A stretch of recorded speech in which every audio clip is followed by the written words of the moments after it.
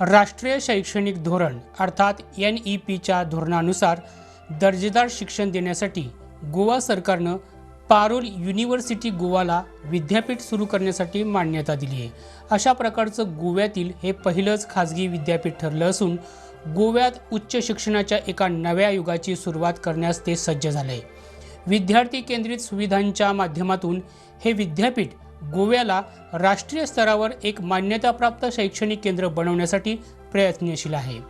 गोव्याच्या या पारुल युनिव्हर्सिटीत पदवी आणि पदव्युत्तर अशा दोन्ही स्तरांवरील अभ्यासक्रमांची विस्तृत श्रेणी उपलब्ध आहे।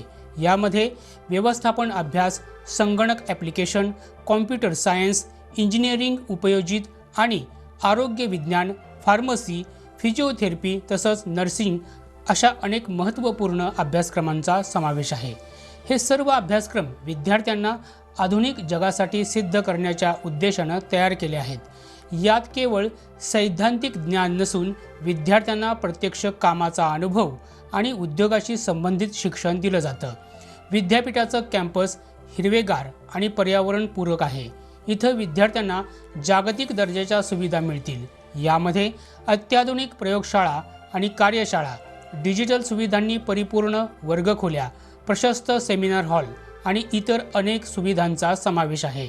पारुल युनिव्हर्सिटी गोवाच्या नियामक मंडळात असलेले आणि प्रायोजक संस्था पारुल एज्युकेशन फाउंडेशनचे अध्यक्ष डॉक्टर देवांशू पटेल यांनी गोव्यातल्या या पहिल्या खाजगी विद्यापीठाबद्दल कौतुकोद्गार काढले आहेत।